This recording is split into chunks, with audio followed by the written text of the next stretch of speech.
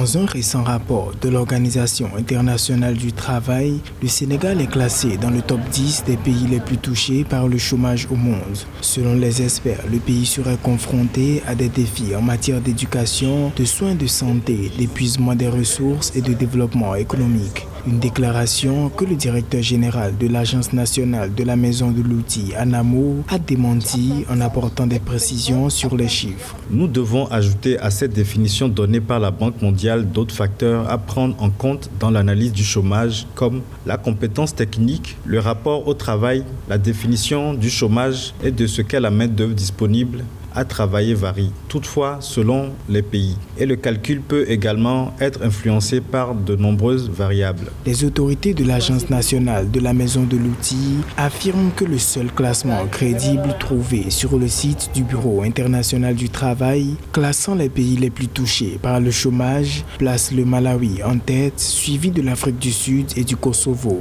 Je pense qu'il faut voir là plus une différence en termes de critères établis, c'est-à-dire que l'OIT considère qu'à partir de 35 heures travaillées par semaine, on peut être considéré comme actif, alors que les instituts sénégalais prennent des critères un peu plus souples. On peut penser à 30 heures ou 25 heures par semaine.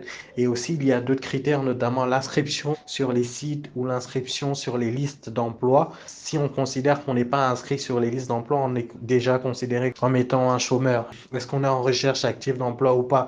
Donc, il faut voir les critères établis par les différents instituts et l'OIT pour voir là des différences de critères objectifs et non pas des différences de valeur. L'ANAMO donne un taux de chômage de 16,9% au dernier trimestre de l'année 2019 et non 48% comme annoncé par l'Organisation internationale du travail.